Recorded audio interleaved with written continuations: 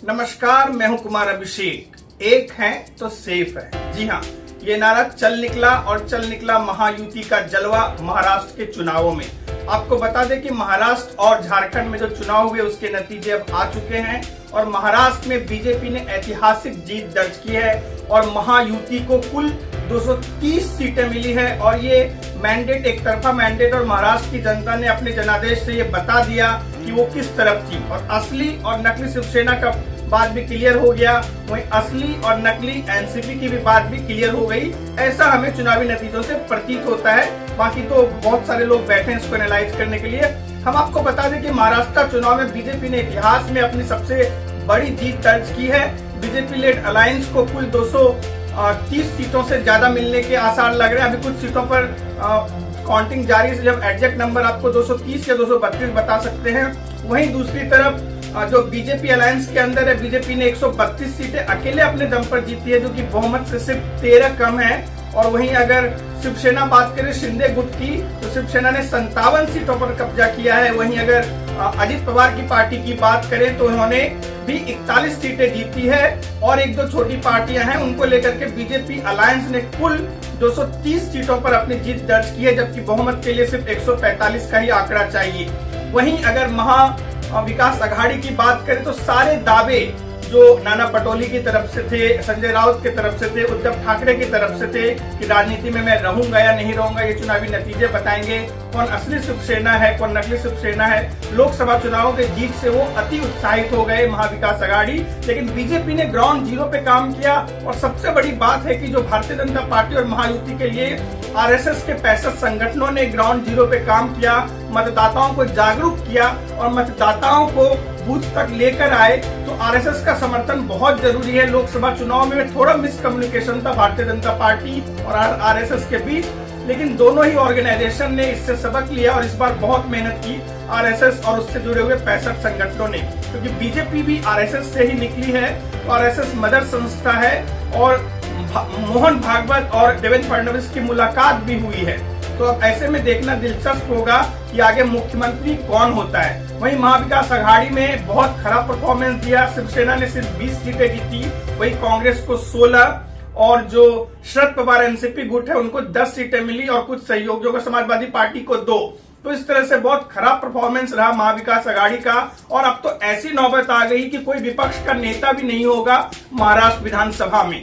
तो चलिए, ये तो थी सबसे बड़ी खबर, लेकिन दूसरी ओर शिंदे के समर्थक और देवेंद्र फडणवीस के समर्थक सब आस लगा रहे हैं कि उनके नेता मुख्यमंत्री बने। एनसीपी की जो अजित पवार की वाइफ है, उन्होंने कहा है कि अजित दादा पवार को मुख्यमंत्री बनना चाहिए। तो फडणवीस के भाई ने भी कहा है कि फडणवीस जी को मुख्यमंत्री बनना चाहिए और प्रवीण दरेकर ने भी कहा है कि फडणवीस जी को मुख्यमंत्री बनना चाहिए। लेकिन ऑफिशियल स्टेटमेंट बीजेपी का ये है कि भाजपा की केंद्रीय नेतृत्व अजित पवार, एकनाथ शिंदे और देवेंद्र फडणवीस मिल बैठकर इस मामले में भारतीय जनता पार्टी के तमाम राज्य के बड़े नेताओं से संपर्क करने के बाद इस पर फैसला लेंगे। सबसे बड़ी बात यह है कि 26 तारीख को विधानसभा का कार्यकाल खत्म हो रहा है, तो उम्मीद है कि 26 तारीख से पहले मुख्यमंत्री का शपथ ग्रहण समारोह हो जाए। ये एक बहुत बड़ी जानकारी है।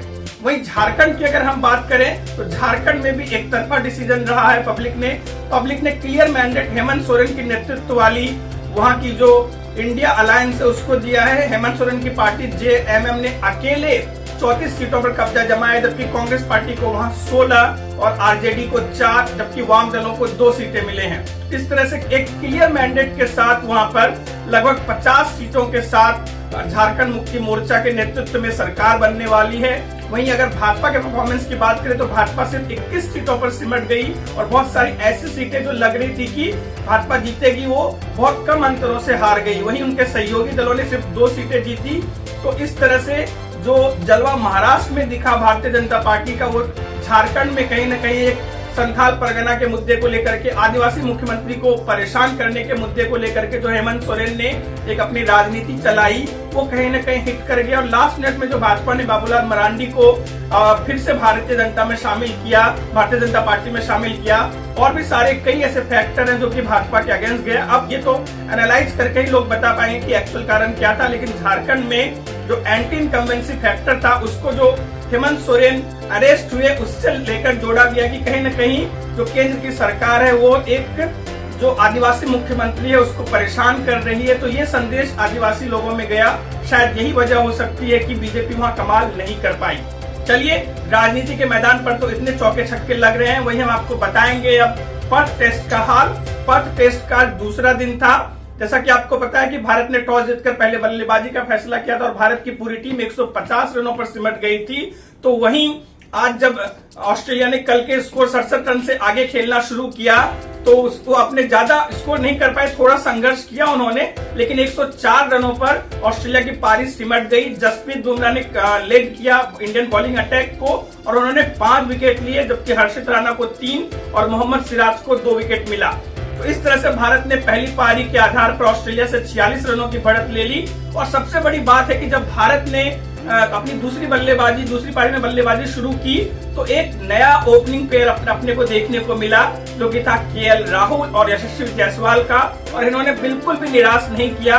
2004 के बाद जब आकाश चोपड़ा और वीरेंद्र सहवाग ने शतकीय साझेदारी की थी ओपनिंग पार्टनरशिप में, तो उसके बाद ये पहला मौका है जबकि भारत ने कोई शतकीय साझेदारी निभाई। और ये शतकीय साझेदारी अभी भी नाबाद है।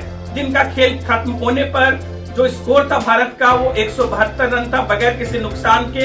यशस्वी जायसवाल 90 रन पर खेल रहे हैं, वहीं केएल राहुल 72 रनों पर खेल रहे हैं। तो भारत की कोशिश तीसरे दिन होगी कि वो ज्यादा से ज्यादा रन जल्दी बनाए और फिर ऑस्ट्रेलिया को कल शाम को बैटिंग के लिए इनवाइट करे। तो इस मैच में भारत की पकड़ मजबूत हो सकती है। एक ऐतिहासिक जीत की तरफ भारतीय टीम जा रही है, ये हम आपको बता सकते हैं अभी की जो स्थिति है। तो वहीं ऑस्ट्रेलिया के गेंदबाज संघर्ष करते हुए नजर आए भारत की ओपनिंग जोड़ी के सामने और उसका कोई भी गेंदबाज किसी भी बल्लेबाज को आज आउट नहीं कर पाया। कल खेल का तीसरा दिन है, हम हर खबर पर नजर बनाकर रखेंगे। कौन होगा महाराष्ट्र का अगला मुख्यमंत्री, झारखंड में कौन कौन से लोग बनेंगे मंत्री, और क्रिकेट के मैदान पर क्या हुआ है और भी देश में क्या चल रहा है। आज हमारे पास समय बहुत कम है। आज राजनीति का दिन है, बीजेपी के लिए एक उत्साह भरा दिन है महायुति के लिए, लेकिन वहीं झारखंड में बीजेपी को निराश करने वाला परफॉर्मेंस देखने को मिला है। तो कुमार अभिषेक की खबर में इतना ही। आप हमारे चैनल को सब्सक्राइब कीजिए, हमारे वीडियो को लाइक करें और बेल आइकन दबाना ना भूलें, क्योंकि जब भी आप बेल आइकन दबाएंगे तो हम कोई भी वीडियो अपलोड करेंगे तो आपको नोटिफिकेशन आएगा। गुड नाइट, शब बखैर, जय हिंद।